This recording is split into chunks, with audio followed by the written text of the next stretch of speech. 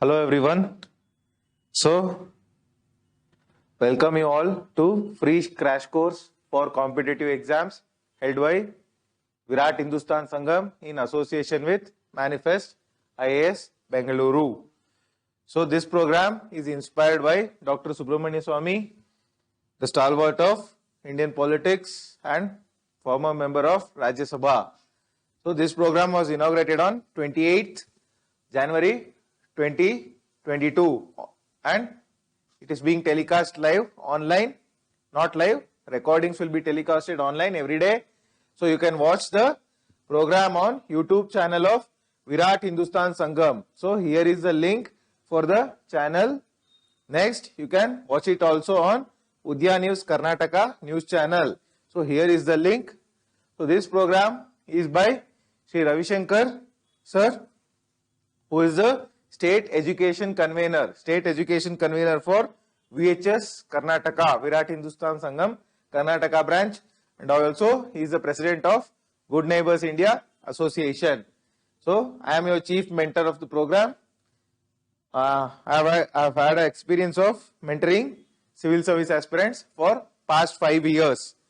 Okay, this is a crash course on all the concepts of and all the topics of basics of your curriculum for competitive exams. So we are doing this program in association with UDAYA News and Manifest IAS Bengaluru. So this is the your timetable along with syllabus.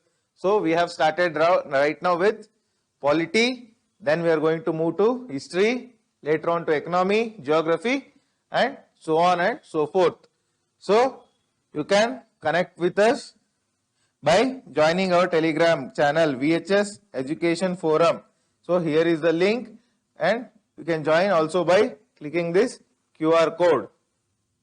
So as I say every day, what to expect out of these classes and how to make best use of this course.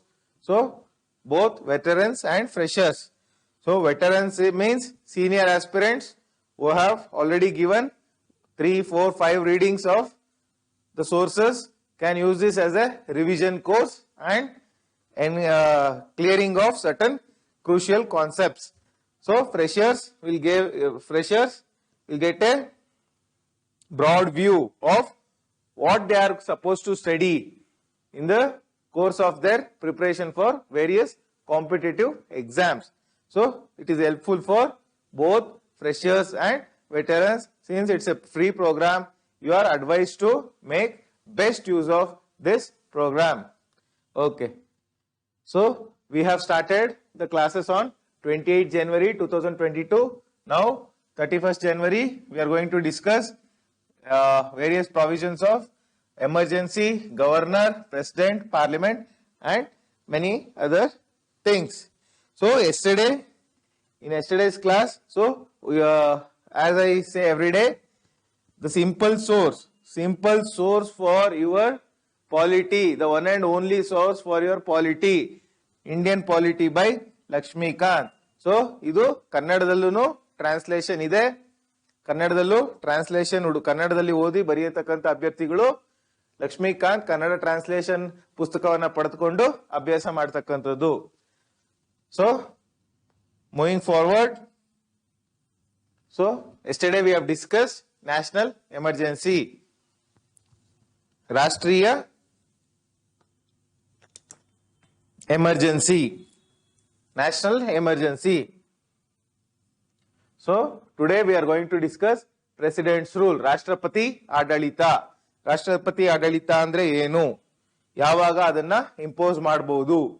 So we are going to discuss these concepts. So first thing is grounds of imposition. So what is president's rule? So president's rule means the state government, which is the executive power of the state government lies in whom? So even though chief minister carries out the administration, chief minister ಮುಖ್ಯಮಂತ್ರಿಗಳು ಆಡಳಿತವನ್ನ ಕೈಗೊಂಡರೂ ಕೂಡ it is signed, it is carried on the behalf of governor, right? So ರಾಜ್ಯಪಾಲರ ಮುಖಾಂತರ ಆಡಳಿತವನ್ನ ಮಾಡ್ತಾರೆ. ಆದರೆ however when the state machinery collapses, so president, Rashtrapati, he or she is going to take the control of administration of the state government. So what are the grounds of imposition? When can president rule can be imposed? ಯಾವಾಗ ರಾಷ್ಟ್ರಪತಿ ಆಡಳಿತವನ್ನ apply ಮಾಡಬಹುದು? So there are certain conditions. Also there are certain articles. Article 355. What does Article 355 say? Article 355 says that it imposes a duty on the center. Duty. So center has a duty to ensure that government in the state government is carried out according to the provisions of the constitution. ಸಂವಿಧಾನದ ಪ್ರಕಾರವಾಗಿ ರಾಜ್ಯದ ಆಡಳಿತವನ್ನ ಕೈಗೊಳ್ಳಬೇಕು. ಕೈಗೊಂಡಿಲ್ಲ ಅಂದ್ರೆ ರಾಷ್ಟ್ರಪತಿ ಆಡಳಿತವನ್ನ impose ಮಾಡಬಹುದು. So when constitutional machinery ಸಂವಿಧಾನದ ತಂತ್ರ ಏನು ಕುಸಿದು ಹೋದರೆ ರಾಜ್ಯದಲ್ಲಿ ಆಗ ರಾಷ್ಟ್ರಪತಿ ಆಡಳಿತವನ್ನ ಹಾಕಬಹುದು. ಸೊ ಅದನ್ನ ಕಾನ್ಸ್ಟಿಟ್ಯೂಷನಲ್ ಎಮರ್ಜೆನ್ಸಿ ಅಂತಾನು ಕರೀತಾರೆ. So Article 356 is another article. So 356, 355, 356. What does 356 says? It says it empowers the president to issue a proclamation. So when the constitutional machinery breaks according to 355, under 356 the president issues a proclamation of president rule. That is the exact word. So if he is satisfied, what is there in the constitution? If the president is satisfied that a situation has arisen, so there is some situation in the state in which the state government cannot be carried out in accordance with the provisions of the constitution. ಸಂವಿಧಾನದ ಪ್ರಕಾರವಾಗಿ ಆಡಳಿತವನ್ನ ನಡೆಸಲಿಕ್ಕೆ ಬರಲಿಲ್ಲ ಅಂದ್ರೆ ಆಗ ರಾಷ್ಟ್ರಪತಿ ಆಡಳಿತವನ್ನ impose ಮಾಡಬಹುದು. So one more article is important with respect to president's rule. That is Article 365. What does Article 365 say? It says whenever a state fails to comply with or give effect to any direction from the center. So yesterday in administrative relations, I told center can give certain directions to the state government. So if the state government fails to adhere, if it fails to follow the directions from the central government, then there is a situation has arisen, there is a constitutionally the government cannot be carried out, then president's rule can be imposed. So these are the three conditions. So next comes your topic of parliamentary approval. So once president with the aid and advice, what do you mean by aid and advice? Aid and advice means president cannot on his own rule the country. He has to seek the advice. So according to the advice of Council of Ministers. Council of Ministers is headed by whom? Prime Minister. According to their advice, Council of Ministers advice, he runs the country. Okay. So next is parliamentary approval. Once the president imposes the state emergency, parliament has to approve it within 2 months. So in the case of national emergency, it is 1 month. In the case of president rule, it is 2 months. So what is the majority? So in the case of national emergency, it is special majority. However, in the case of president's rule, it is simple majority.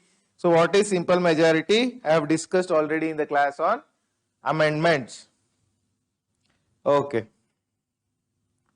So if both the houses of the parliament, both the houses means what? Lok Sabha and Rajya Sabha approves the proclamation of president's rule, it continues for how many days? 6 months at a time. So it can be extended for any amount of time. So not any amount of time, but for 3 years, maximum period of 3 years. So after 3 years, if president's rule has to be continued, then the the president has to seek a report from the election commission. So election commission has to give a report saying that election cannot be held. Then only the president's rule can be continued further. Okay, next comes your duration. I discussed the duration, which is 6 months, subject to the maximum period of 3 years. So what are the consequences of president's rule? ರಾಷ್ಟ್ರಪತಿ ಆಡಳಿತವನ್ನ ಹೇರಿದಾಗ ಏನಾಗ್ತದೆ? What are the consequences? So there are few consequences. He or she, the president, can take up the functions of the state government. I already told, he can run the state government on his own with the aid and advice of Council of Ministers. So he can declare the state power of state legislature. ರಾಜ್ಯದಲ್ಲಿ ಇರ್ತಕ್ಕಂಥ assembly ಆ power central parliament exercise ಮಾಡ್ತದೆ ಅಂತ ಹೇಳ್ಬೋದು. So power of state legislative assembly is taken over by whom? Is taken over by the parliament. He can only when the president says. So he can also take any other steps, including the suspension of constitutional provisions relating to any body or any other authority. Okay.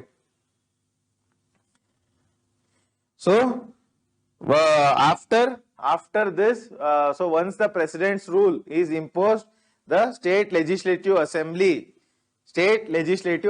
similar to parliament at the central level, we have state legislative assembly at the state level. So once president's rule is imposed, what happens? It stands dissolved. So the law making authority can be delegated to the parliament can delegate. The parliament, what can it do? The law making authority. So nobody will be at the state legislature will be empty.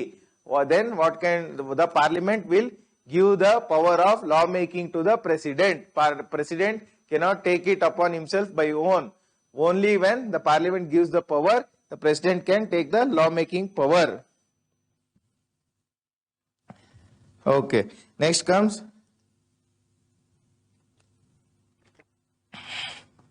the concept of use of Article 356. So one of the most controversial articles in Indian Constitution. So whenever there is a difference, whenever there is a different parties so till 1967 there was single party rule.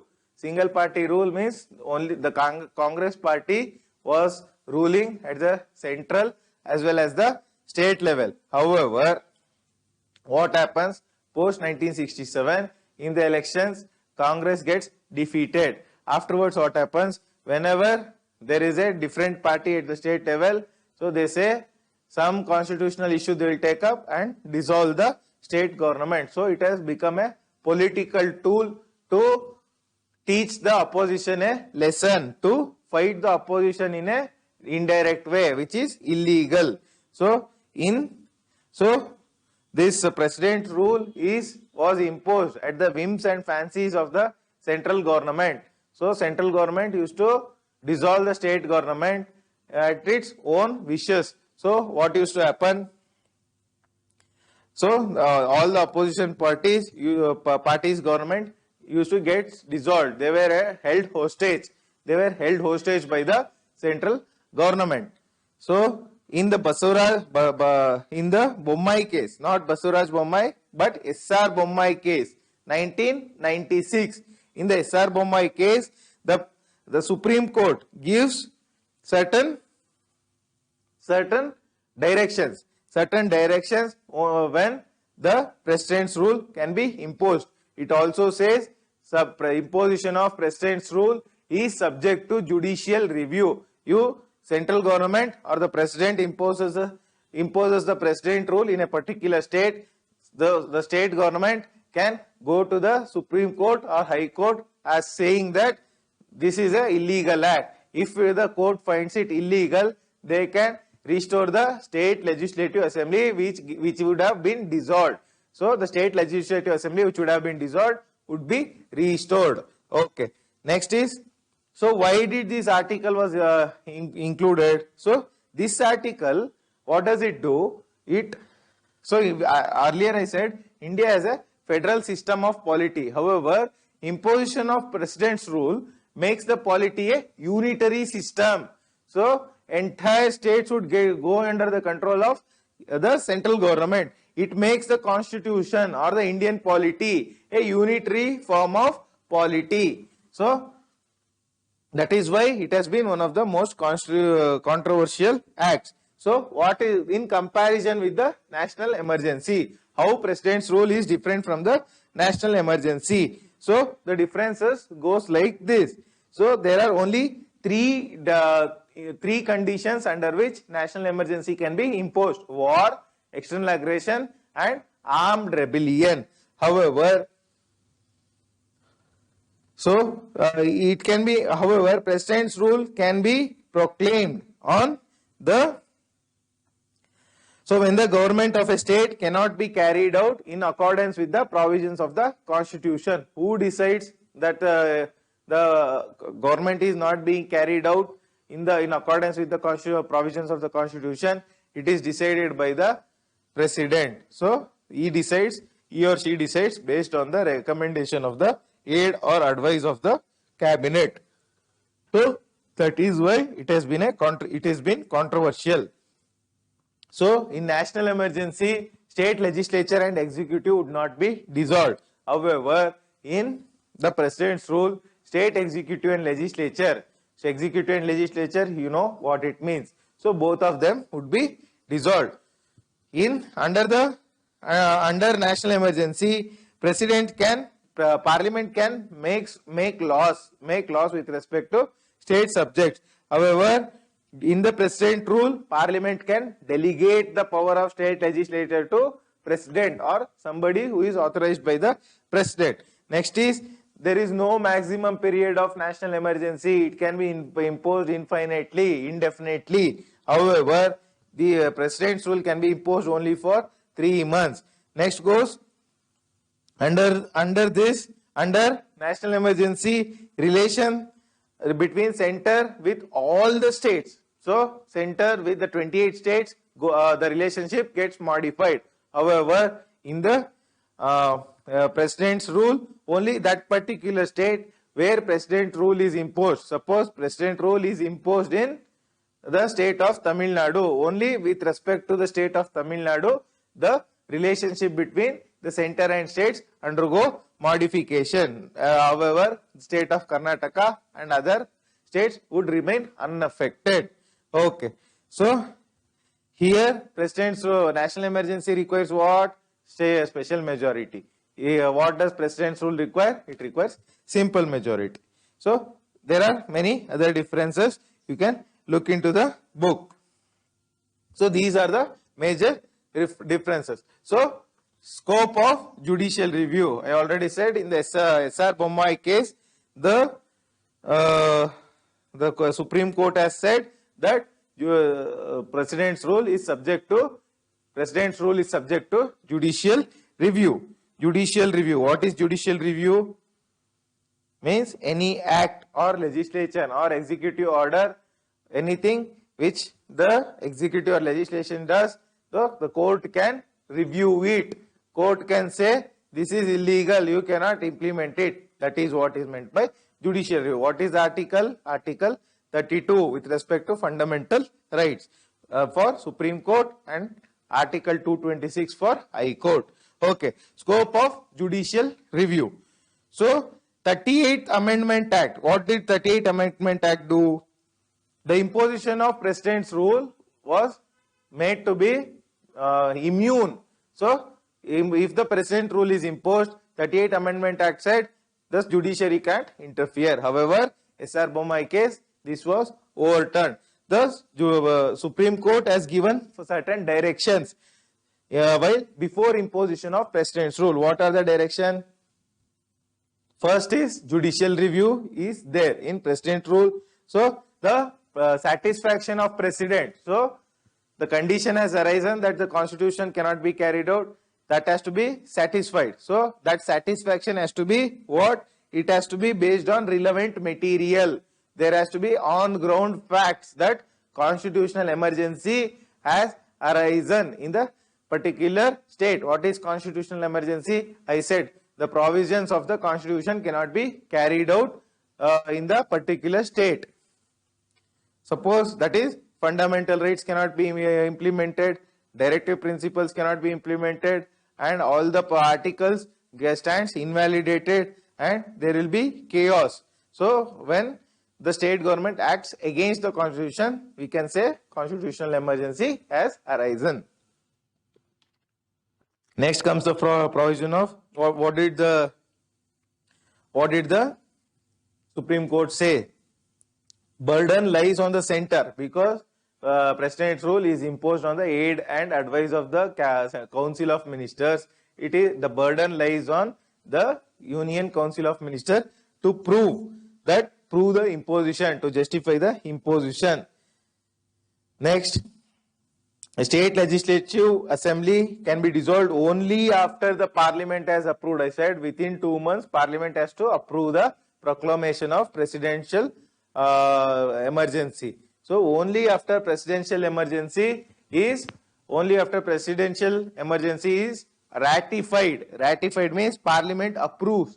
Parliament approves the presidential emergency, then only they can dissolve the state legislative assembly. So likewise there are many guidelines given by the Supreme Court.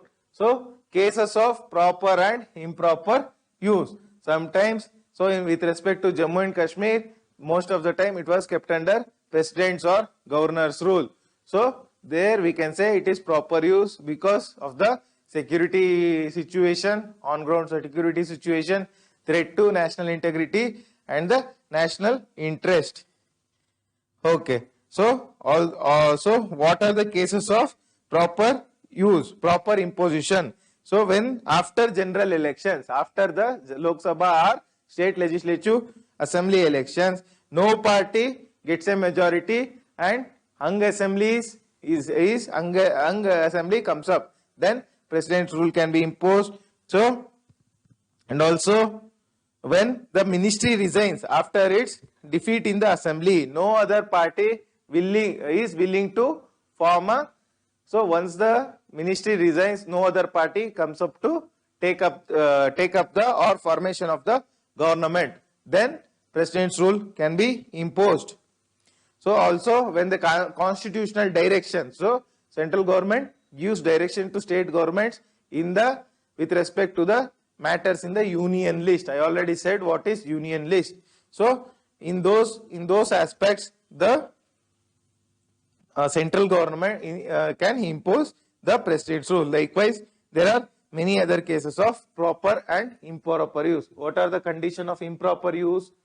In improper use, so when the president's rule is imposed, so here one factor is important.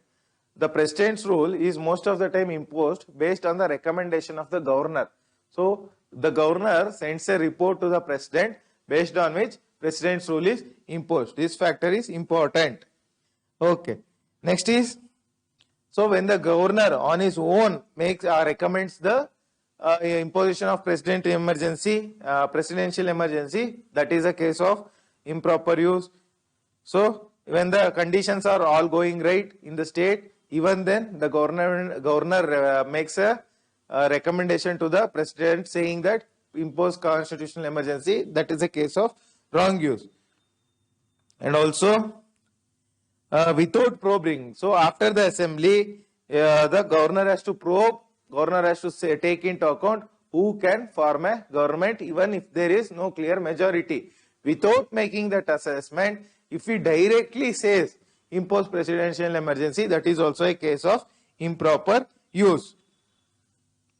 Next is when the ruling party suffers a ruling party at the center. Suppose state government is ruled by BJP or any party Y. Let us say party Y.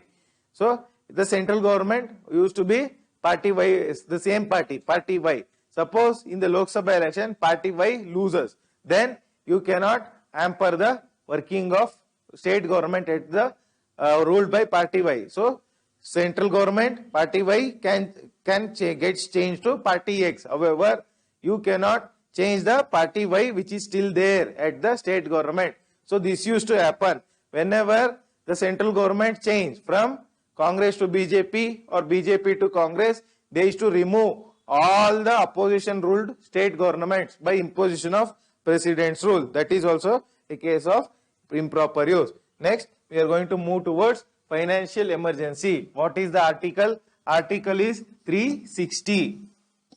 Is the article for imposition of financial emergency. So the article 360 empowers the president to impose financial emergency. This is also subject to judicial review. So parliamentary approval and duration.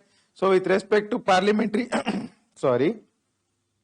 with respect to parliamentary approval, so like president's rule, parliamentary approval can be done within 2 months, not 1 month as in national emergency.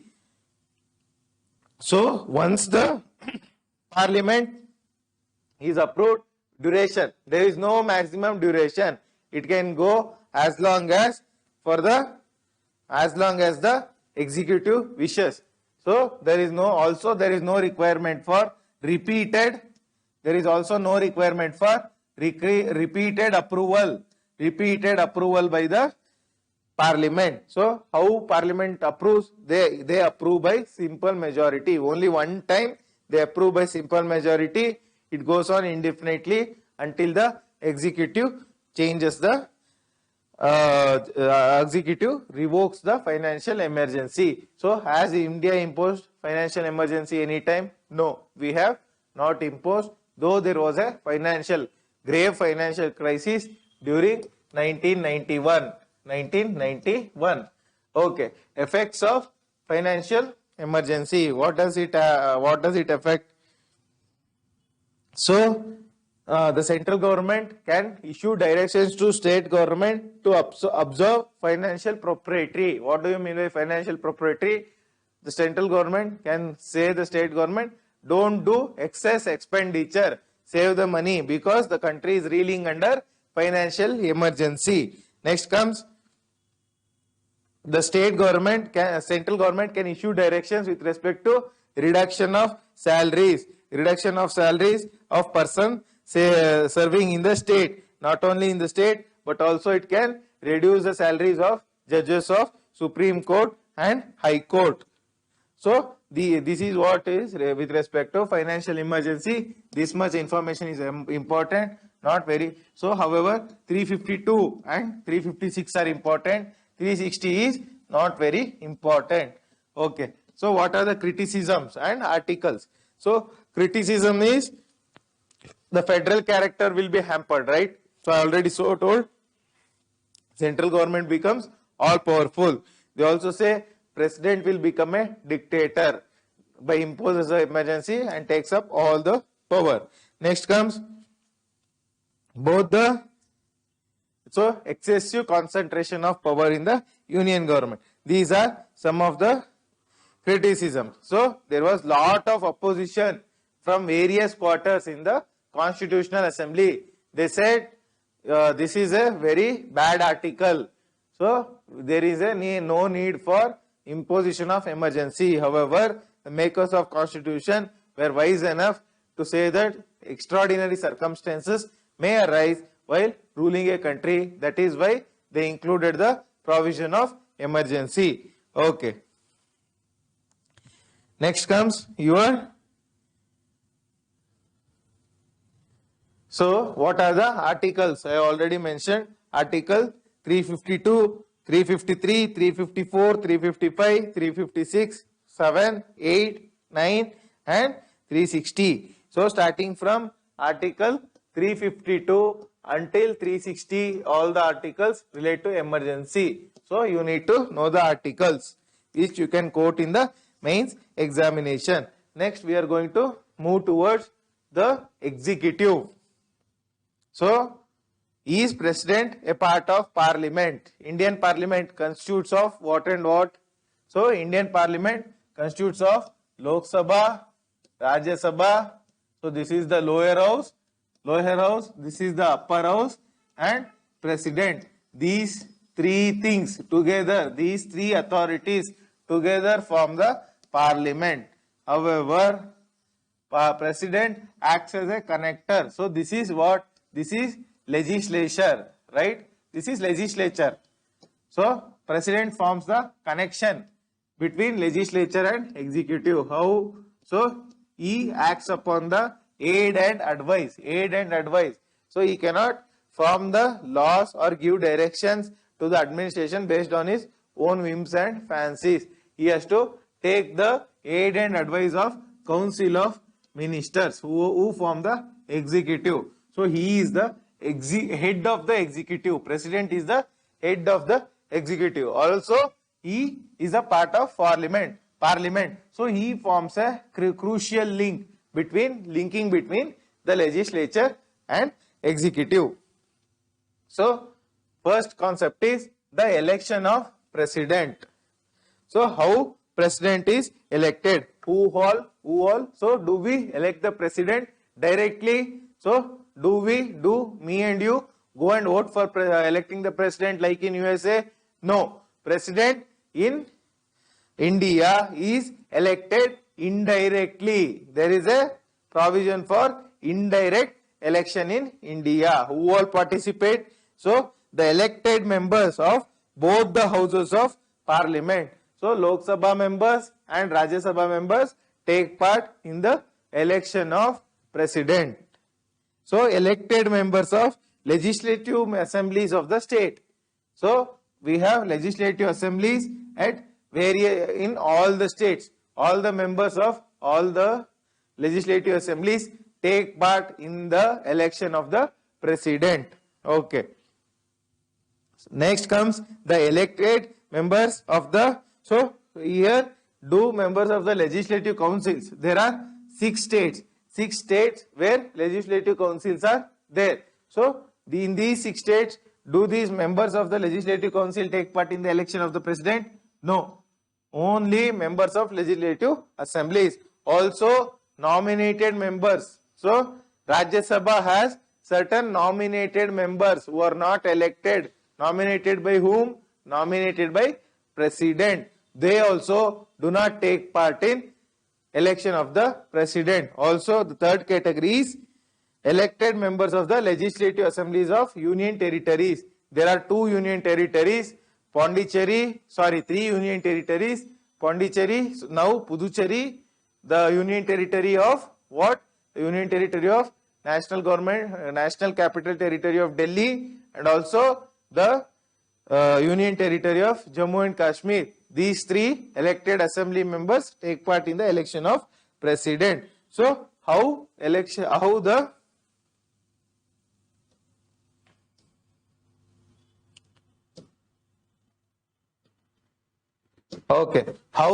election of the president takes place? Okay, 1 second.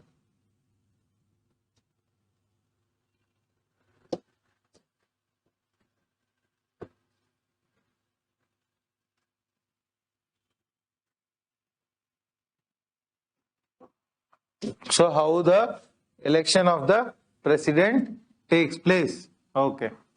So the formula for counting the vote. So there are MPs, there are MLAs who take part in the election of the president. So MLA vote is counted like what? So the value of each vote of MLA. So 1 MLA vote. 1 MLA vote. 1 MLA vote is equal to total population of state.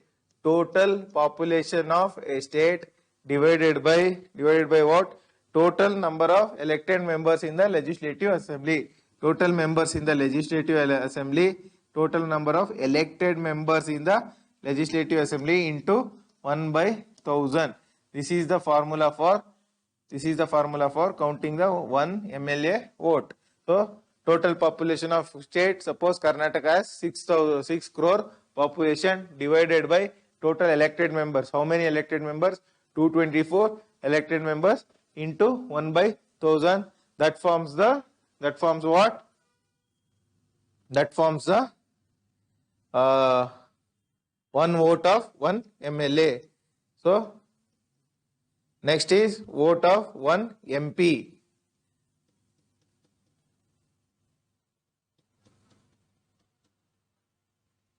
So vote of 1 MP vote. 1 MP vote is equal to total value of vote of all MLAs. Total value of votes of all MLAs of all states. So I told you what is the value of vote of 1 MLA. So total value of votes of all MLAs of all states. All MLAs of all states divided by total number of elected members in the parliament.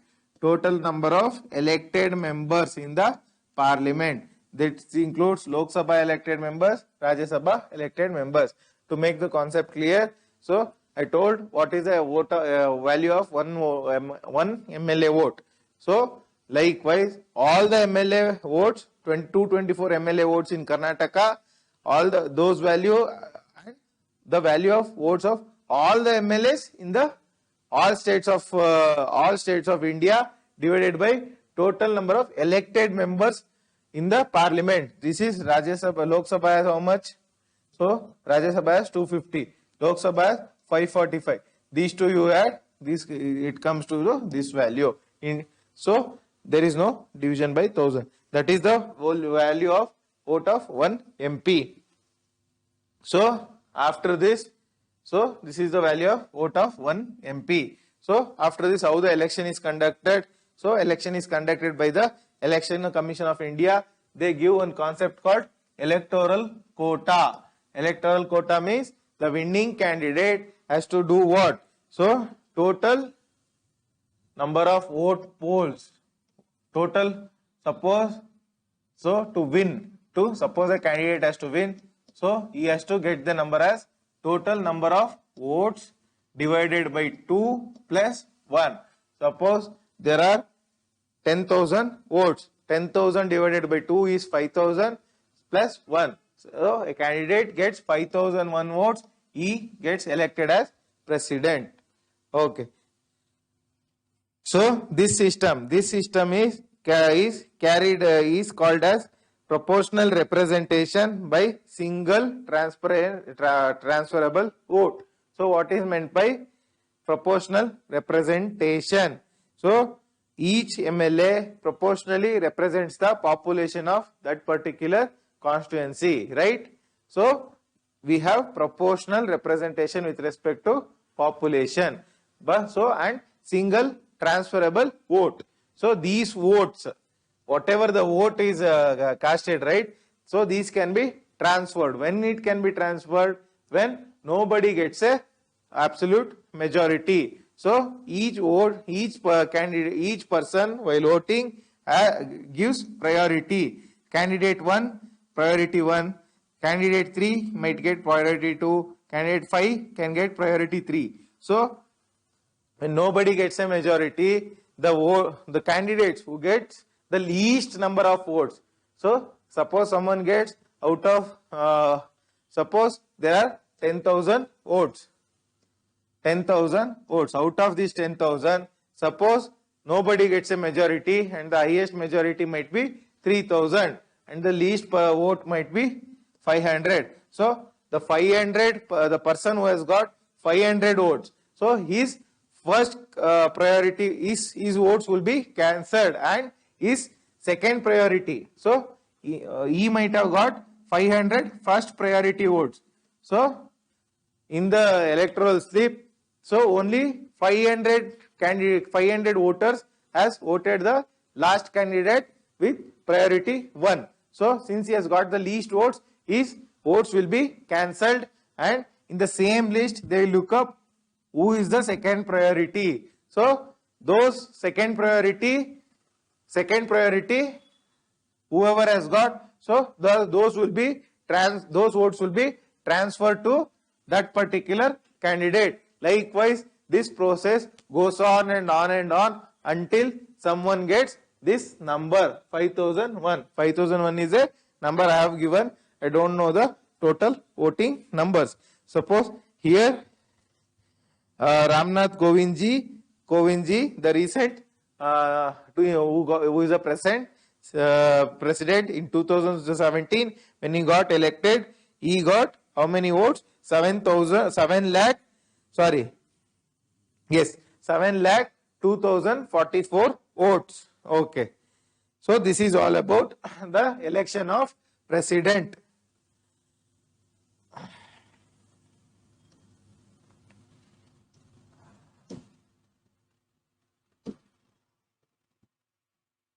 One second.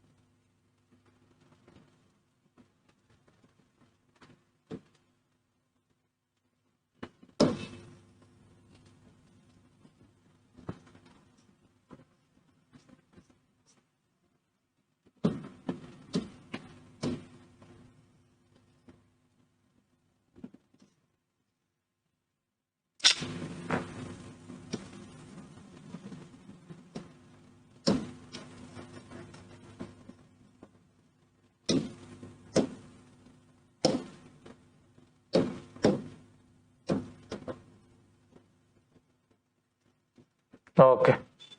So let us not mess with the technical part. We will continue. Okay, next comes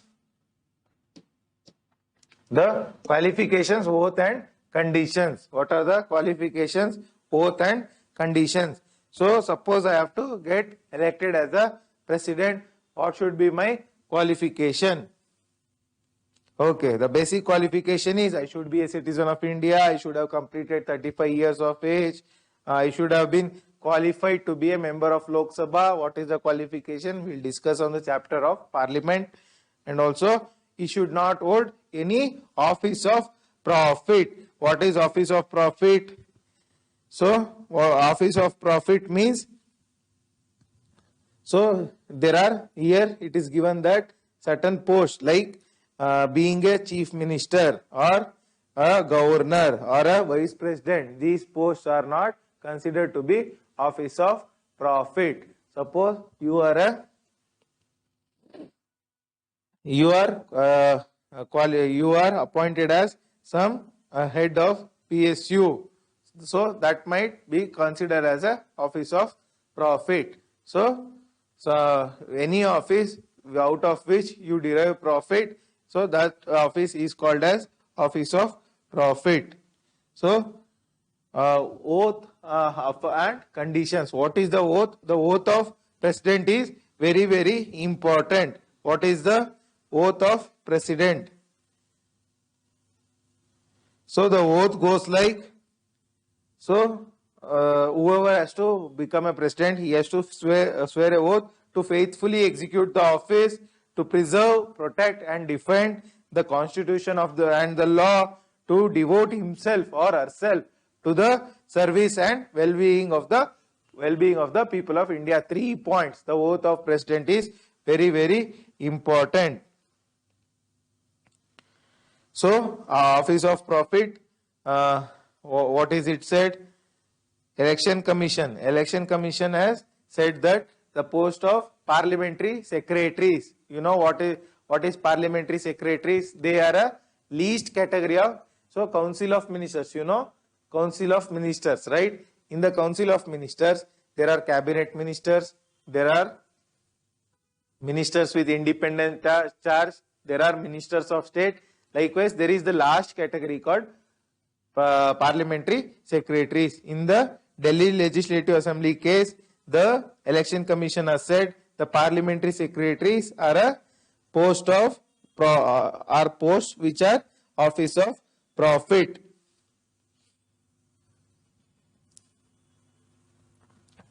So these office of profit include the posts which there is they are susceptible to influence the government. So they influence the government. So the Election Commission order has said MPs and MLAs as members of the legislature hold the government accountable for its work. The essence of disqualification under the office of profit law is if legislation holds a office of profit under the government, they might be susceptible to government influence. So what does they say? See, the MLAs and MPs should hold the government accountable, right? So they themselves hold office of profit, so they will be influenced by the government. That is what is said in Delhi Parliamentary Secretary's case. Okay, now we have discussed the oath. Next is the conditions. Conditions of President's office. So what are the conditions? He should not be a member of both the houses of parliament, either of. So he should not be a member of Lok Sabha, Rajya Sabha or any state legislative assembly, and he should not hold office of profit. I told already what is office of profit. So he can use Rashtrapati Bhavan without making any rent. So if you have any chance, please go and visit Rashtrapati Bhavan. It is no less than a palace, one of the most beautiful monuments in India, constructed by whom? Edward Lutyens. Lutyens constructed it along with Baker, Herbert Baker. So next comes, so he is entitled to emoluments and allowances. So these are certain conditions. Term, impeachment and vacancy. What are the term of President's office? The term of President's office is 5 years. However, he holds office until new President takes charge, because we cannot run the country without a President. Next is impeachment of President. How can impeachment take place? So the process is first the impeachment charges can be initiated by either house, that is Rajya Sabha or Lok Sabha. State legislative assemblies cannot start a impeachment proceedings. So in this, these proceedings should be signed by whom? They should be signed by 1/4 members of the house. 1/4 members of the house should frame the charges. So and give 1/4, that is 545 members are there, out of which 1/4 members should agree for the charges, and they should give 14 days notice to the President, within which he has to appear. He has the right to appear and represent in such investigation, after which a resolution has to be passed with the 2/3 majority. 2/3 majority of the total membership. So 545 members are there in Lok Sabha. 2/3 members should vote for the impeachment, in favor of impeachment. Next, it goes to the other house. There also similar procedure. So 2/3 members in the other house should also vote in favor of impeachment. So when that is done, the President stands impeached. So here the no President has been impeached till date. So the one change is nominated members of both Lok Sabha and Rajya Sabha take place. So though they don't vote in the election of President, they do vote in the impeachment of President. This is one thing. And state legislative assembly members do not vote in the impeachment of President. Next comes the issue of vacancy in President's office. Suppose vacancy, when can it arise? After 5 years. After the completion of term of 5 years, vacancy can arise, and also by his or her resignation, vacancy can arise. So also by impeachment vacancy can arise, or by death of sitting president vacancy can arise, or also when he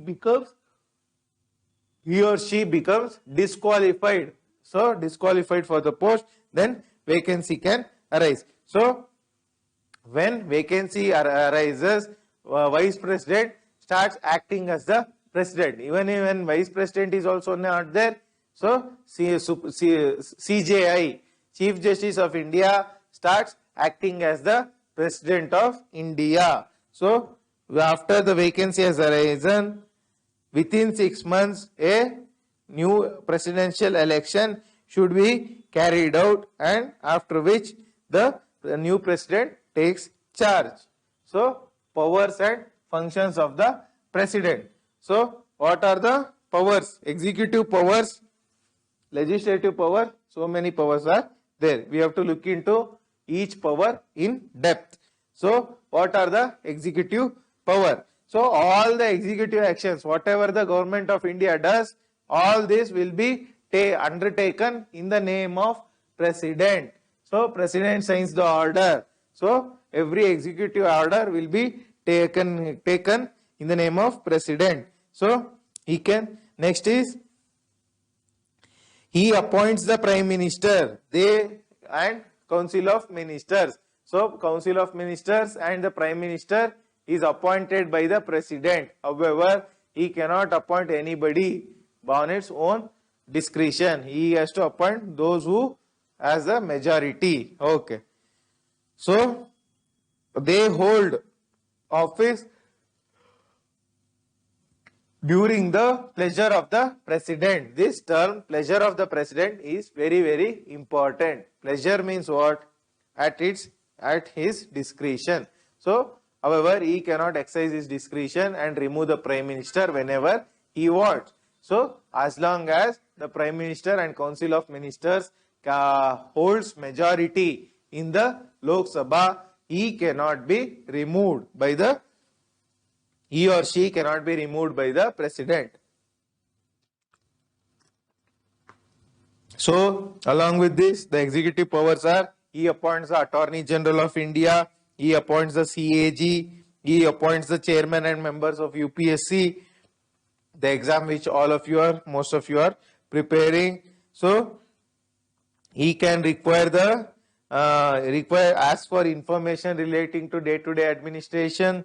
So, he can appoint commission for the welfare of SC/ST and so many other executive powers. Next is legislative powers. Legislative powers means what? Law making powers. So, the Lok Sabha. So, Lok Sabha and Rajya Sabha can be prorogued. The Lok Sabha can be summoned or prorogued or dissolved. Summon means what? So, the Lok Sabha convene the sitting.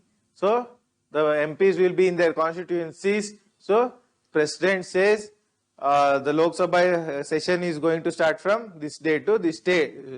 Is going to start from this date. So, all of them will come and attend the session. So, how many sessions are there regularly held? So, there are 3 sessions. What are they? One is budget session, another is monsoon session, the third one is winter session. 3 sessions in a month, in a year. Okay. So, along with this, he addresses the parliament at the commencement of each year. So, it is called as speech of president. So, he can also send messages to both the houses. Both the houses, the president can send messages. So, also he nominates 12 members to the Rajya Sabha. So, 12 members can be nominated to the Rajya Sabha. So, Sachin Tendulkar was nominated. Also, Srimati Rekha, film actress, was nominated. So, based on the presidential nomination. So, also disqualification of members of parliament. Disqualification means what? We elect the parliamentarians. If they don't satisfy the basic criterions, they will be disqualified. Who decides it? It is decided by the president based on report from election commission. So also certain types of bills. What are the certain type of bills? Money bill and financial bill. Type 1 would be also the formation of state. We discussed the formation of state under Article 3. So formation of states will be these kind of bills will be introduced in the parliament only with the recommendation of the president. Okay. So whenever a bill, so you know what is a bill? A legislation. So whenever a bill after being passed by Lok Sabha and Rajya Sabha, it goes to the president, he has certain choices. What are the choices? He can give his assent to the bill. So he can assent the bill or he can withhold. He may say, I am not going to sign the bill. Also, he can return the bill. So he can say, take this bill and get lost. So these are the three options between him.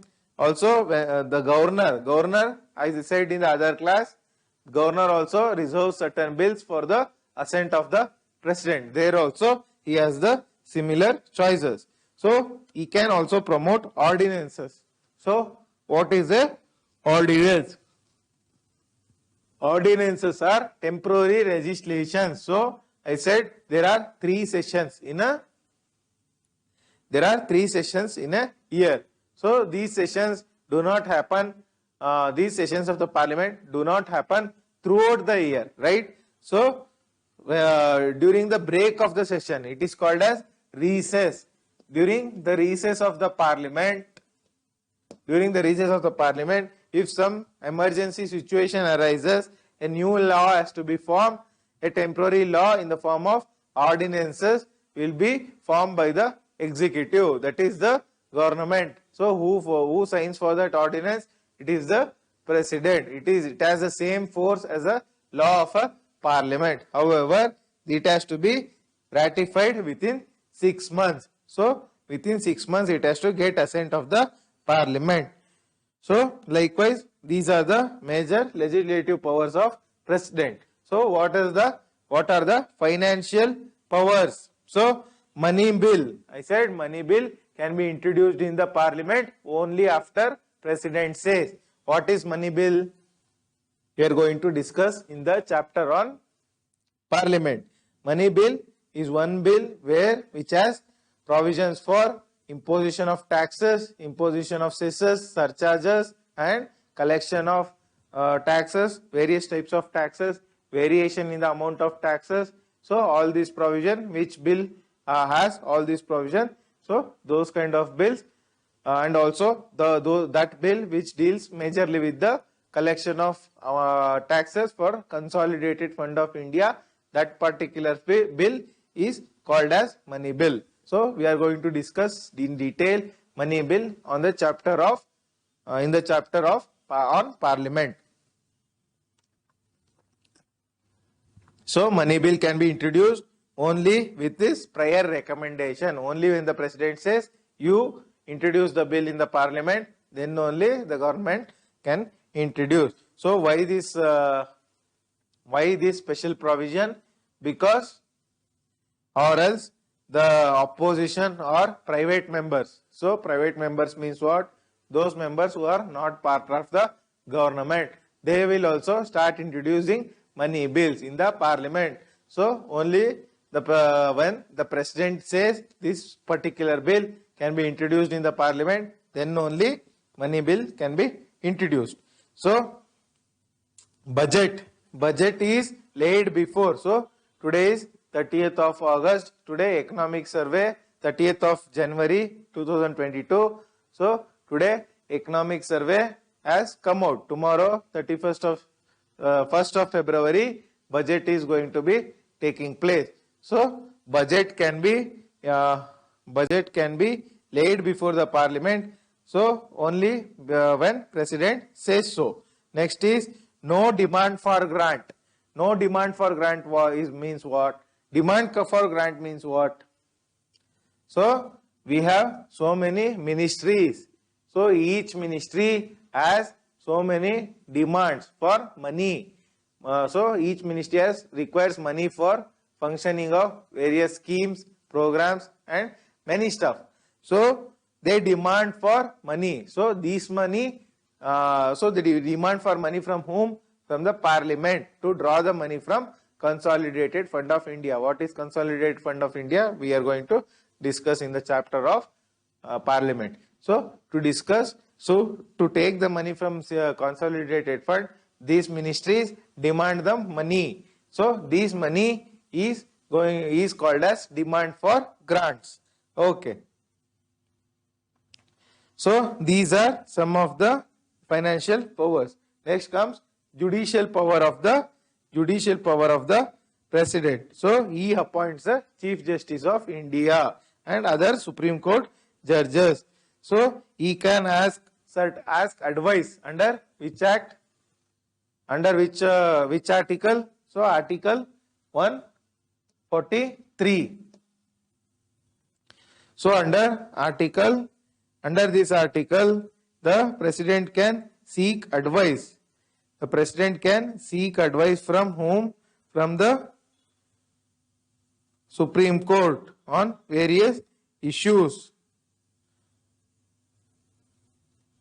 Okay. Next comes he can grant pardon, reprieve, respite, remission, and suspend certain sentences. So you commit a crime, you will be jailed based on various provisions of CRPC and IPC, and so if you want the reduction of the sentence, you have to appeal to the president. So in all cases, so where also even governor has these provisions of not pardoning, remission, respite, commutation. Even governor has the power. However, in certain cases, only the president has the exclusive power. What are the cases? So only when the punishment is by court martial. Court martial means what? The armed forces impersonal. Armed forces, Indian Army, Navy, Air Force. So they commit a crime, they won't be tried in the normal courts. They have a separate court. So that court martial, that is called as, the trial under such courts is called as court martialing. Okay. So in all cases where the punishment is offense is against union law. So union law, any offense, you commit a crime against union law, so the commutation, remission, respite will be given by the president, not by the governor. So whenever there is a sentence of death, then also pardoning can only be done by president. So diplomatic powers. So diplomatic power means you become Indian Foreign Service officers or you go to some other country, your first job is to go and meet the president of that particular country. Likewise, any diplomats from any country come to India, so they have to go and meet the president and take his permission to act as ambassadors or high commissioners of their country in India. So next comes military powers. So he is the chief commander, supreme commander of the armed forces. Who is the supreme commander of the armed forces? It is the president. So next is emergency powers. I told in the chapter of emergency what are the emergency powers. So president's rule, national emergency, financial emergency would be proclaimed by whom? By the president. Next comes the veto power. So veto power of president. So what is veto power? Veto. So you would have heard the term veto when it comes to United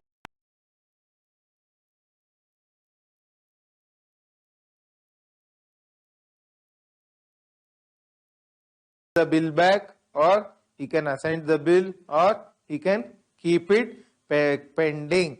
So president has discretion. So nobody can force the president. So even in certain conditions, even the Council of Ministers cannot force. Okay. So there are many types of veto. absolute veto, qualified veto, suspensive veto, pocket veto. However, Indian President has three types of veto: absolute, suspensive, and pocket veto. The Indian President doesn't have qualified veto. So, what is absolute veto? It is absolute power. So, a bill comes to the President says, I am not going to give assent. It is absolute veto. Okay. So, this is with respect to whom? This cannot be done with all bills. Private member bill, private member means who is not part of the government. So, his bill gets passed and comes to the President. President says, no, I am not going to give assent. Next is, this can also be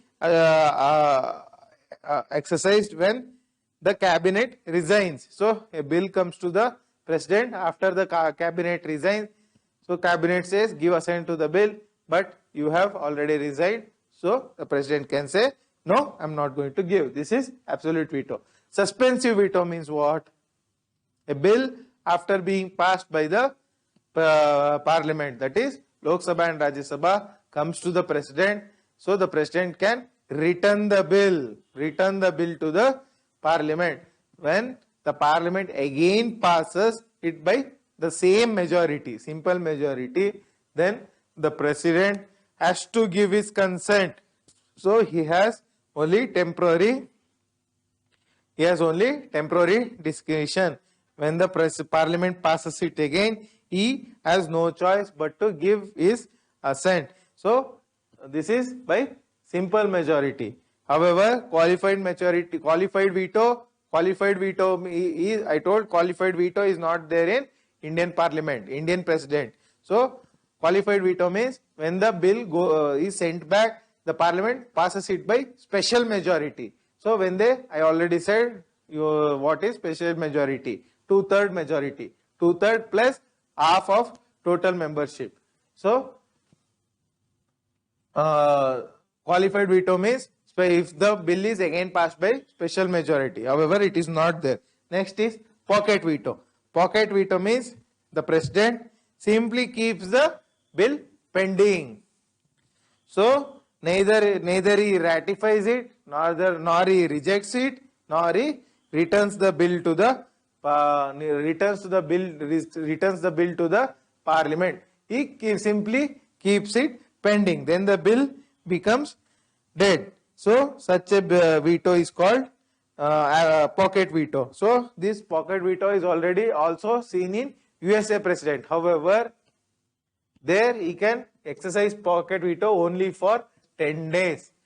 So, after 10 days, the Congress means not the Indian National Congress, but the Parliament of USA is called as Congress. So, the Congress can assent the bill after 10 days. However, in India, no such provision. Therefore, Indian President's pocket veto is bigger than. So, Indian President's pocket veto means is bigger than the pocket veto of USA. So, you can simply say the bill comes, President keeps the bill in his pocket without doing anything. That is what is meant by pocket veto. Simple for your understanding. Next comes presidential veto over state legislation. So, I said governor will reserve certain bills for the assent of the President. There also President has veto powers, the same veto powers. He may give his assent, he may withhold his assent, or he may return the bill. So, next is ordinance making power of the President. So, which is the article? Article is 123. 1 to 3. Simple to remember. So, governor at the state also has the ordinance making power. What is the article for governor to make ordinances? It is article 213. A small shortcut for all of you to remember. 1, 2, 3 President. 2, if you put 2 here, 1 here, 2 and 3 governors ordinance making power. Simple for remembrance. Okay. So, I already told what is ordinance. Ordinances are promulgated when the parliament is not in session due to some exigency. So there are certain conditions for promulgating ordinance, four limitations. So first limitation is only when parliament is not in session. So he or she, the president, can make an ordinance when he is satisfied that there is conditions exist that ordinance is immediately required, because or else what happens, this ordinance is treated as a bypassing of parliament. So parliament, the government wants to bypass by shortcut. So this Aadhaar Act, so many acts they pass by ordinance, later gets ratified by the parliament. So it is not. So it is against the principles of parliamentary democracy. So with respect to, in the Cooper case, so this case is important with respect to Cooper case and DC Wadhwa case. These two cases are important with respect to promulgation of ordinances. So in the Cooper case, so the satisfaction of president can be questioned by the judiciary. So judicial review with respect to ordinance comes under which case? Cooper case. So that is the second condition. So only when he is satisfied the condition is exists, then only he can promulgate the ordinance. That is the second condition. Third is, third condition is president's ordinance making power is coexistential power of parliament. So parliament, wherever they can make a law, there all ordinance can be promulgated. However, the time duration is not the same, only 6 months. So after 6 months they have to take the assent of parliament. So the last condition is, once the parliament convenes, all the ordinances should be laid before the parliament. So the parliament has to sign the ordinance. So ratify the ordinance, then only the ordinance become an act. Okay. So next is the DC Wadhwa case. What is DC Wadhwa case? So this is an interesting case.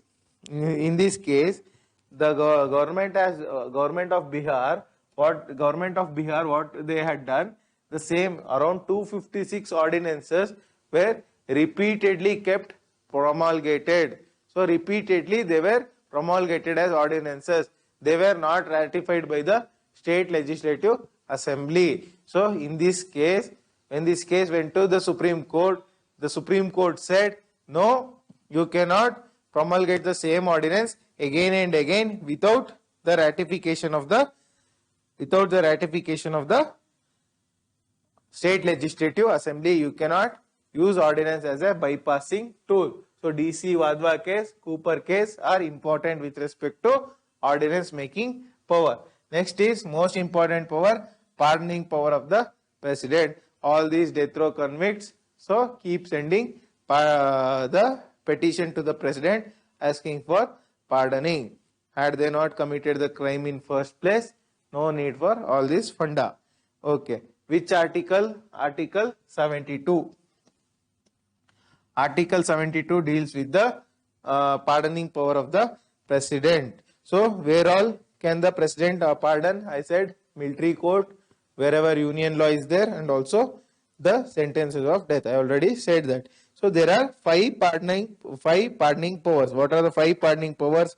First is pardon. Pardon means what? So pardon means, so it completely absolves of your sentence. Suppose you are sentenced for 5 years in jail.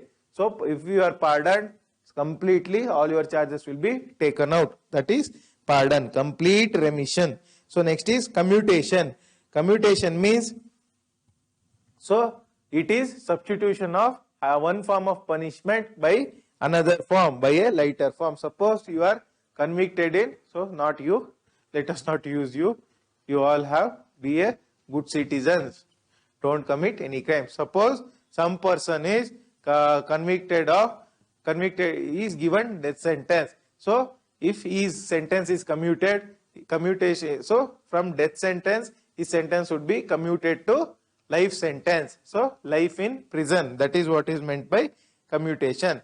A graver sentence by a is substituted by a lighter sentence. Next is remission.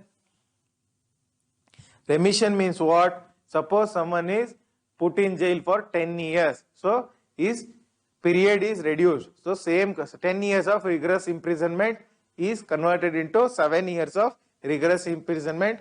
The sentence is, the period is reduced. That is remission. Respite. Respite means what? Awarding a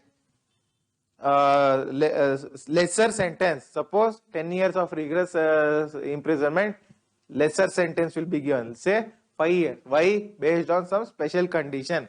What are the special condition? Pregnancy, disability. So based on special conditions, respite would be given. So respite always means special condition. Last is reprieve. What is reprieve? Stay on the execution. So all these Nirbhaya case, all of the convicts were given death sentence. They had bought stay by reprieve. So again and again reprieve. Reprieve means suspension, temporary suspension of the sentence. So suppose someone is said to be executed on this particular day, he delays it by seeking reprieve. So temporary suspension of the sentence. Okay. So death sentence can only be pardoned by president. This is a special fact. And next comes the constitutional position of the president. In the constitution, what position does the president hold? Already said, he is the head of the executive, he is the head of the state, the de facto, de jure ruler of the Indian. So he is the head of state, he is the de jure authority, he is the executive head, he is the constitutional head. So he also forms part of parliament. These are the constitutional position of the president. So in the order of hierarchy, president will always be at number 1. So even the census. So every 10 years census would be carried out. So the first census. So he is called as the first citizen. So first census, first counting will be done by the president. These census officers go to the house of the president, that is Rashtrapati Bhavan, and take his or her details. This is a special fact not known to most of the people. Okay, he is the first citizen. So his wife or his spouse is called as first lady or first husband. So most of the time it is the male person. So it is called as first lady. I am not sure about first husband, but first lady is sure. So it is the constitutional position. Is the executive power of union shall be vested in the president, which is the article 53. It says the executive power of the union will be vested in the president. Next is article 74. Article 74, what does it say? So there shall be a council of ministers who shall aid and advise. I already said what is aid and advise. All council of ministers aid and advise the president. Article 74. Next is article 75. So article 75 says collective responsibility. So these are the major factors about the president. So important articles with respect to president. So article 52 speaks about President of India. Article 52, most important article. So next, starting from 52 until 78, all the articles speak about president. Here the important articles are article 52, article 72, article 74 and article 75. So article 76 speaks about Attorney General of India. Next, article 112 union budget, which causes to be laid after by the president. Next is Article 123. 123 is ordinances. These are the important articles. Okay.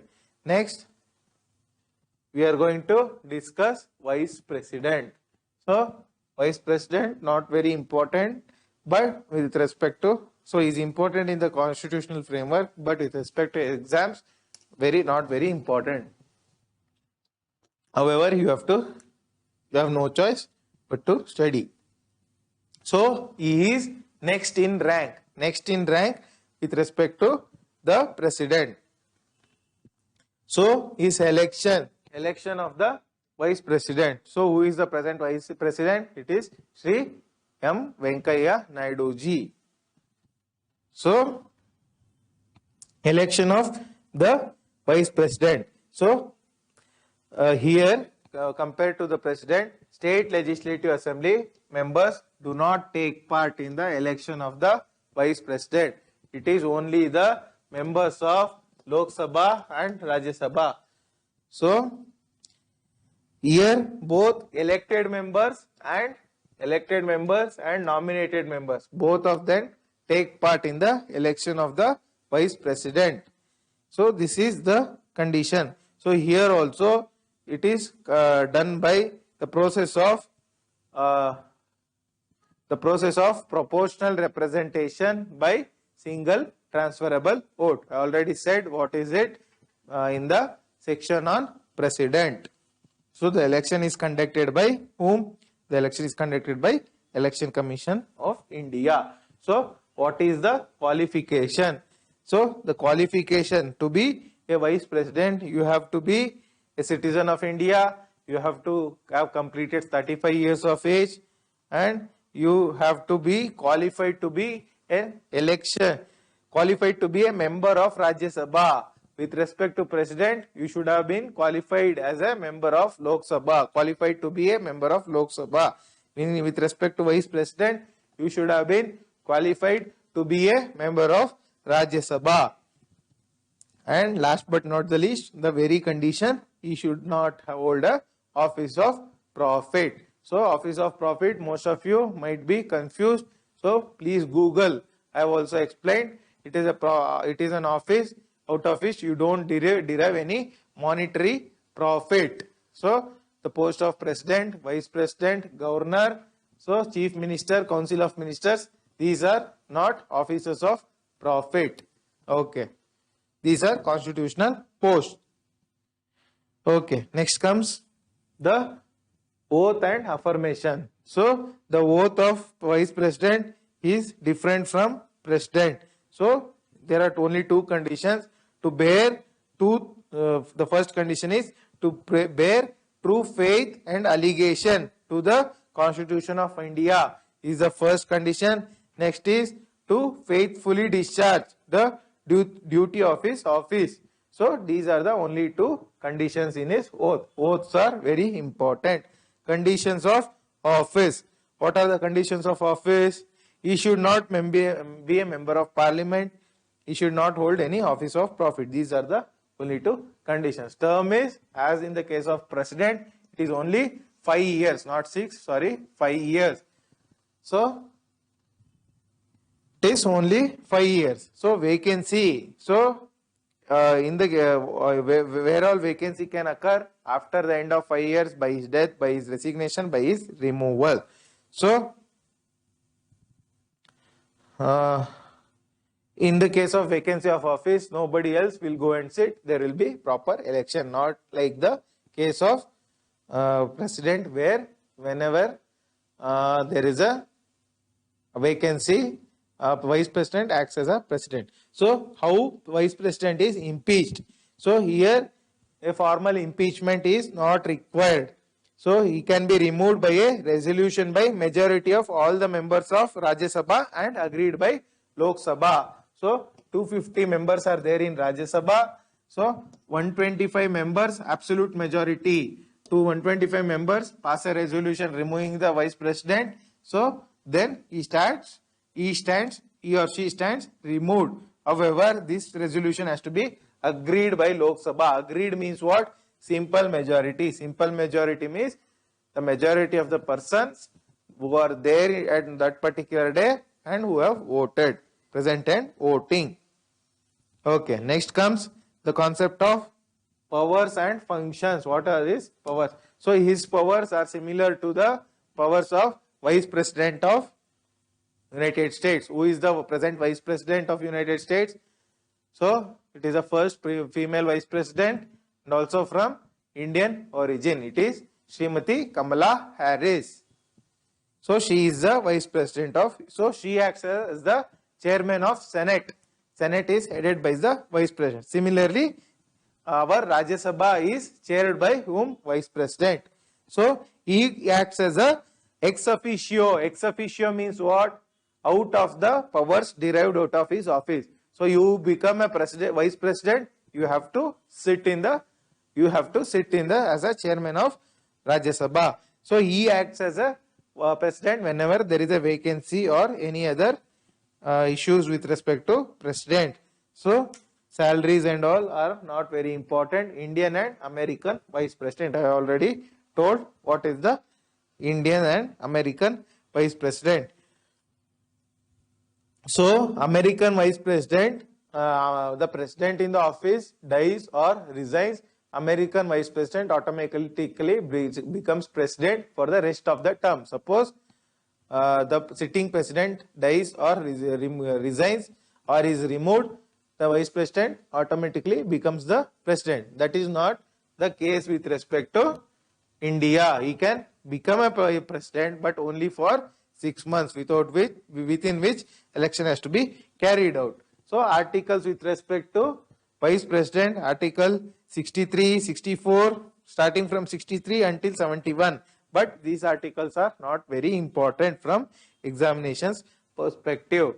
Okay. Next comes the very important office in the Indian polity, the office of Prime Minister.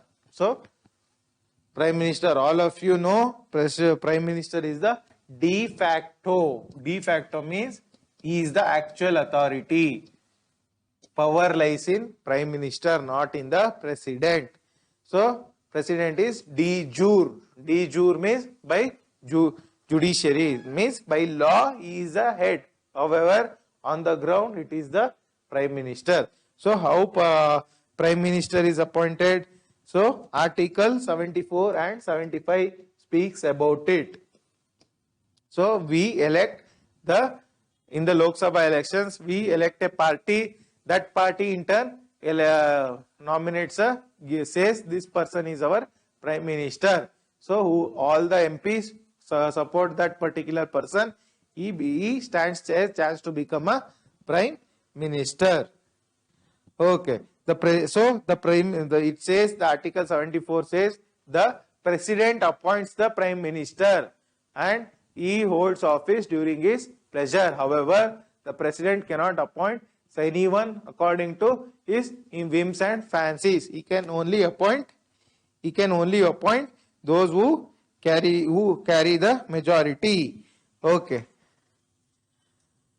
Next is the oath, term and salary. Oath is different from both President and Vice President. So the oath is to bear true faith and allegiance to Constitution of India. Next is to uphold sovereignty and integrity of India, to faithfully discharge the duty of the office. The last is to do right in all the manner for the people in accordance with respect to Constitution, without fear or favor or affection or ill will. Okay. Next comes the term. So the term is, there is no fixed term. So as long as he carries the majority, so long he or she will be the Prime Minister. However, the elections are held only once in 5 years. So the elections are held once in 5 years. So that is the actual term. Okay. Next is salary. Salary is not very important. Okay. Next is the power and functions of the Prime Minister. This section is important. So in relation to Council of Ministers, What are the powers? So Council of Ministers means you know. So all the ministers, so how many ministers are there today? So there are Agriculture Minister, Telecom Minister, then Information Minister, Home Minister, Finance Minister. So many ministers are there. There are variety of ministers. We will discuss what are the varieties. So in relation to Council of Ministers, what is the power? So the Prime Minister recommends who can be a member of Council of Ministers. That is the President can appoint only him or her as the Council of Ministers. As the minister, he allocates the portfolios. Portfolios means what? Home Ministry, Finance Ministry, Agriculture Ministry, Fertilizer Ministry, Water Ministry. These are portfolios. So who allocates it? It is the Prime Minister. So the Prime Minister can ask a minister to resign. So whenever he doesn't want a minister, he can ask a resign. He presides so he is the chairman of the meeting of the Council of Ministers. So he can also bring about the collapse of Council of Ministers. So collapse of Council of Ministers means what? So Council of Ministers totally at a time they resign when the Prime Minister alone resigns. So there is no need for individual ministers to go and submit his or her recognition. When the Prime Minister resigns, the entire Council of Ministers resign. So this is with respect to Council of Ministers. In relation to President, with respect to President, what is his power? So he is the principal channel of communication between the Council of Ministers. Whatever acts, whatever rules, whatever policies, whatever decisions are taken in the Council of Ministers, he or she, the Prime Minister, has to furnish furnish the information to the President, and whatever the information the President asks for, he or she has to submit, and he advises the President with respect to the appointment of important officers. What are the important officers? The Attorney General of India, Comptroller CAG, members of chairman and members of UPSC, Election Commission. All this are appointed by President on the recommendation of whom? Prime Minister. Okay. Next is in relation to Parliament. So in relation to Parliament, what is his power?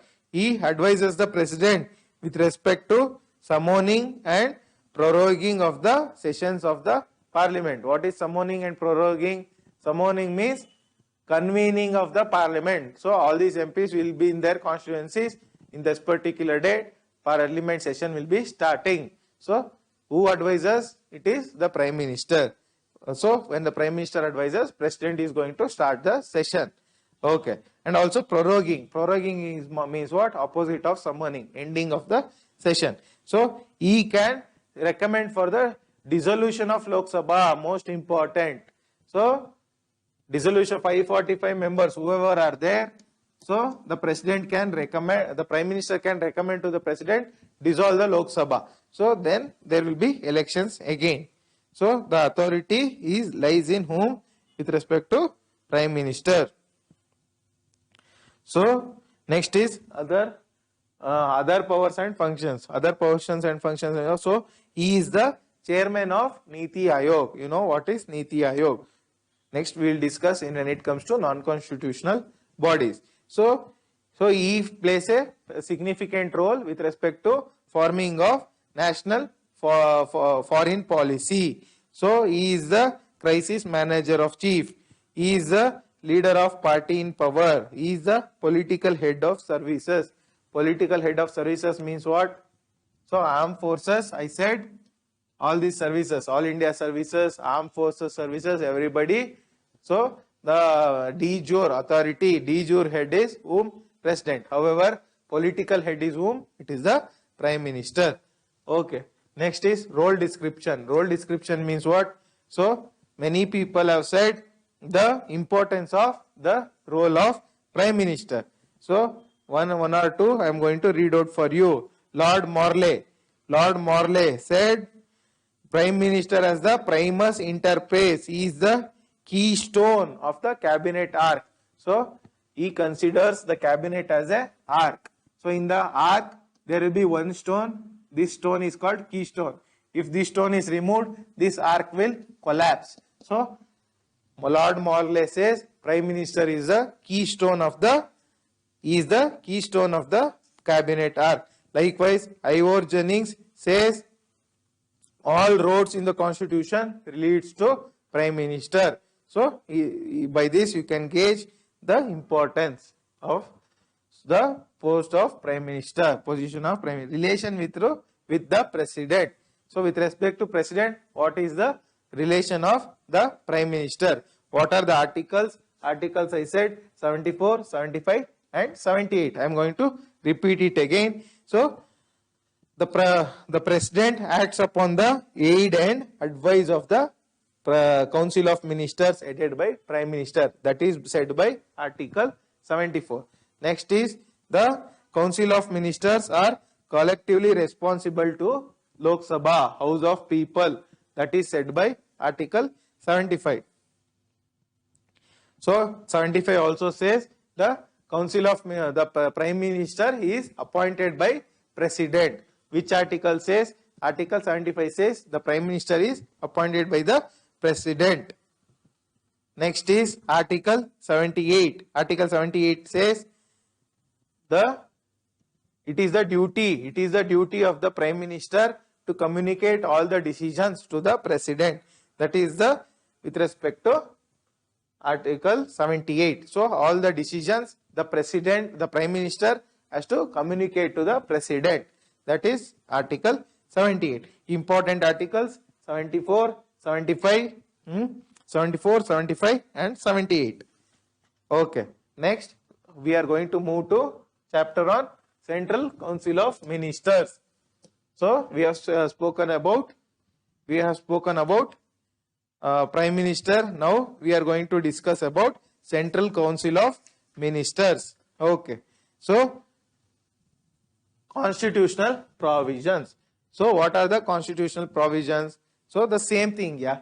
So it is 74, 75 and 77. These are the constitutional provisions. What does 74 say? So aid and advice of the Prime Minister, Council of Ministers is required for President to act. What does 75 say? Prime Minister is appointed by President. All other ministers are appointed by President on the advice of Prime Minister. What does Article 77 say? Conduct of business of Government of India. Conduct of business of Government of India is said by Article 77. How the Government of India work is conducted day to day is said by Article 77. It says all the executive action of the government will be taken by the President. So the President can say in what manner all these orders will be signed. He can say I am going to sign the particular orders in this particular fashion. So you have to bring it in this particular format or this particular way. So he can also formulate rules for that. That is what is said by Article 77, but not very important. Okay, Article 75 also has some other provision. So what are the provisions? So first is appointment of Prime Minister. Next is collective responsibility. The next is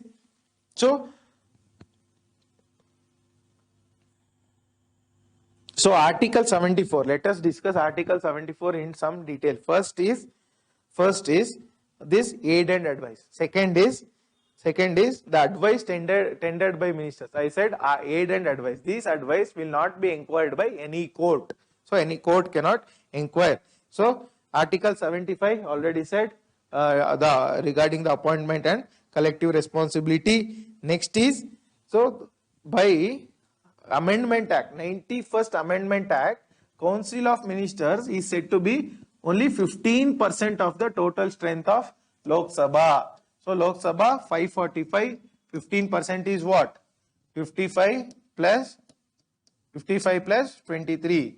So approximately 65, 75, 78. Totally there might be around 78 ministers. They cannot be exceeded. Okay. Next point is anybody who is disqualified on the ground of defection. What is defection? We are going to discuss later. Defection you might be knowing you might have seen in the TV channels. A person jumps from one party to another party or resigns from the party from which he has contested. That is what is meant by defection. Broadly, I'm going to discuss in detail later on. Okay. Next is, so the concept of pleasure of president I have discussed. Next is oath, secrecy, everything. So the concept of secrecy. Secrecy means what? Council of Ministers. So day-to-day administration will be carried out by the whom? By the Council of Ministers. So in that, so many policies, so many facts, so many things they will be knowing. So they should not disclose everything to the press or to the public. So they should keep secret information. So information should be kept secret. This is a legacy of British colonial times. So secret for conduct of business of the Parliament as the Council of Ministers, oath of secrecy.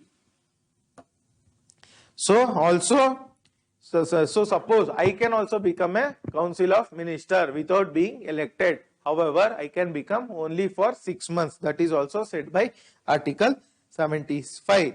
Also, next is 77. I said all the executive action will be taken in whose name? In the name of President. Next is, so he says in which order these orders would be signed. The orders of the President, in what order it would be signed, would be said by the President. Okay, next is Article 78, duties of Prime Minister. I said whatever the information should be submitted.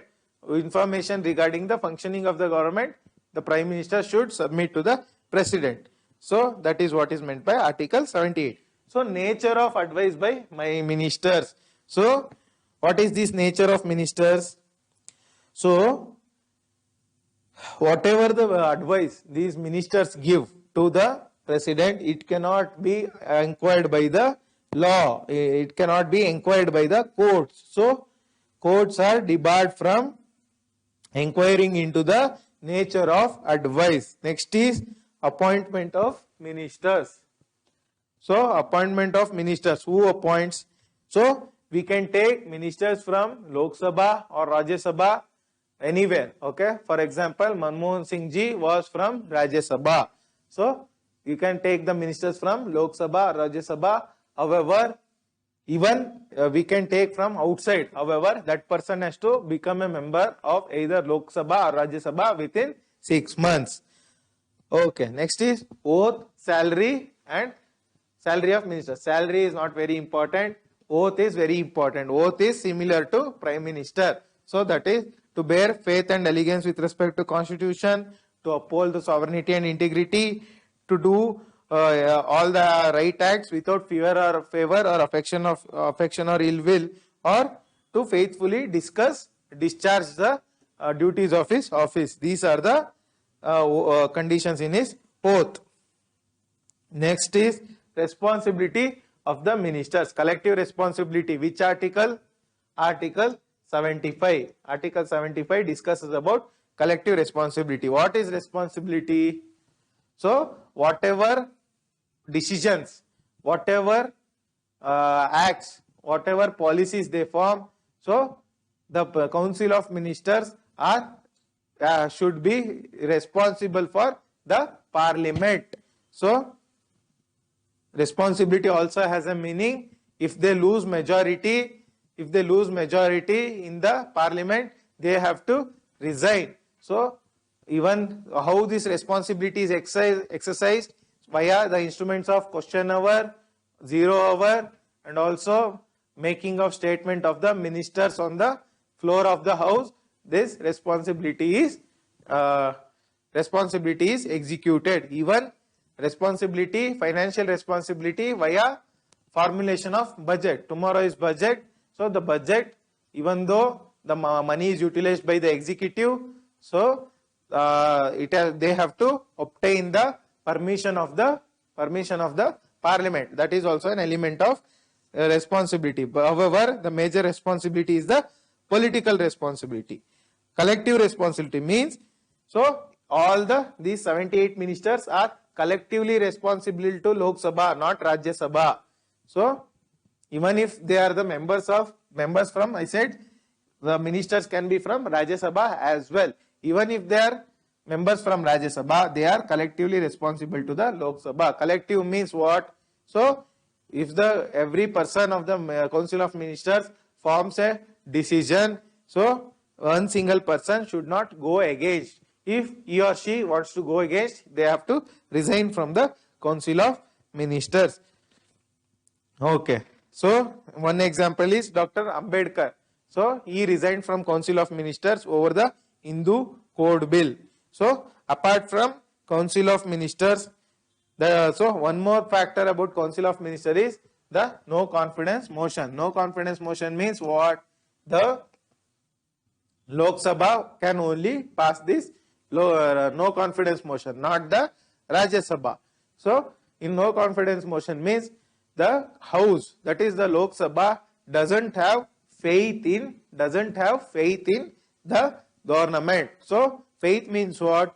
They say you have lost the majority, so you cannot rule.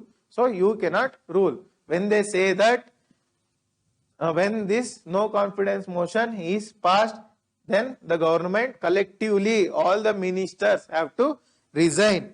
That is what meant by the concept of collective responsibility. Along with collective responsibility, we have individual responsibility. What is individual responsibility? So individual responsibility means, so a single minister, a particular minister can be due to some bad act or something. So if the Prime Minister desires this particular minister should not be in Council of Ministers, he can be removed. He can be removed by whom? By President. Okay. So when the Prime Minister decides, so he or she can be removed. So that is individual responsibility. They are individually responsible to Prime Minister. Okay. No, next is no legal responsibility. So no legal responsibility means what? Whatever. So this concept is taken from United Kingdom. Whatever laws they form. So if the rules, suppose Ministry of Agriculture, minister forms a rule and signs the law.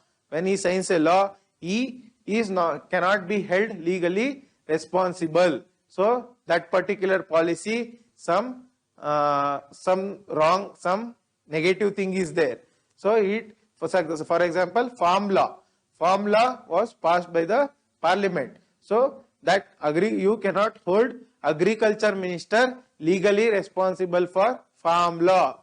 So it is the entire Council of Ministers is responsible. So the court cannot summon the agriculture minister saying that why did you form this policy or why did you form this law. So there is no concept of legal responsibility. Next is composition of Council of Ministers. We have multiple composition. So composition, I already said, there is first at the highest level we have cabinet ministers. So you already know what is cabinet. Cabinet means the ministers who have very important portfolios like defense minister, home minister, finance minister. So these are important portfolios. The ministers who hold these portfolios are called cabinet ministers. Next comes the concept of minister of state. So next is minister of state. So minister of state means he doesn't attend the cabinet meetings. He will be heading lesser important ministries. So what are the lesser important ministries? Like mineral ministry, fishery ministry, all these ministries. Next is minister of state with independent charge. Independent charge means, so that particular ministry, he has independent charge. So that is what is meant by minister of state with independent charge. Next comes So in the Minister of State, actually, why this is called independent charge means this Minister of State may be either attached to some cabinet minister.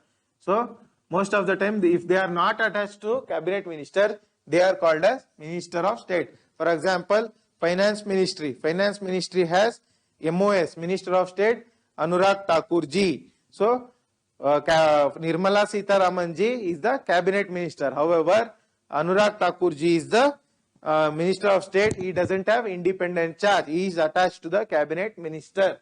Likewise, if the minister is having independent charge of the ministry, for example, fertilizer ministry, Sri Sadanand Gowda ji, he has independent charge. He is not attached to any cabinet ministry. That is what is meant by MOS, independent charge. Next is we have deputy ministers. So next in charge are deputy ministers. After that we have what? Parliamentary secretaries. So last is parliamentary secretaries. Okay. Next is cabinet difference with council of ministers.